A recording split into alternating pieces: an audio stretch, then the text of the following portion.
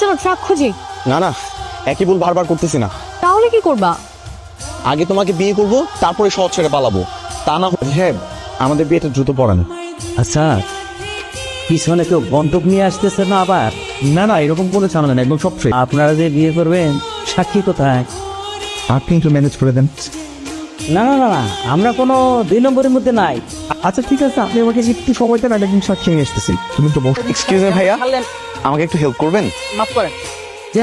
ভাইয়া 2 মিনিট কথা বলে, আমি ভিখারি না।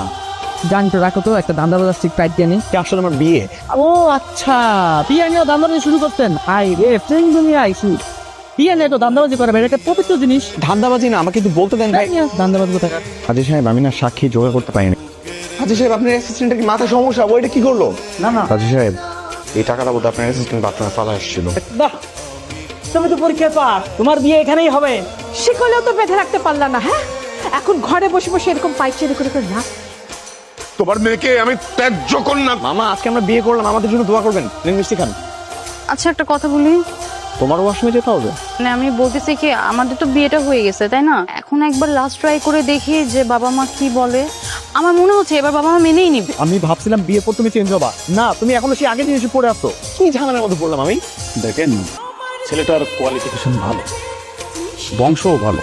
আমি বলি কি আপনারা মেনে নিন। এসব প্রেম প্রীতির বিয়ে আমি কখনো মেনে নিতে পারবো না।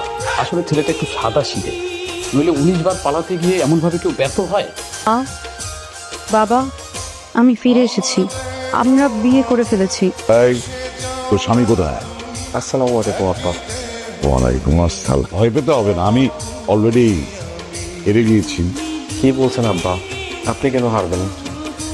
আমরা এই নিয়ে 19 বার পালানোর চেষ্টা করেছি, এবার তো সফল হয়েছে। আমরা অফিসার, আপনার প্রস্তাব আমি মেনে নিচ্ছি। মানে এই আবিরকে আমি আমার মেয়ের স্বামী হিসাবে মেনে নিচ্ছি।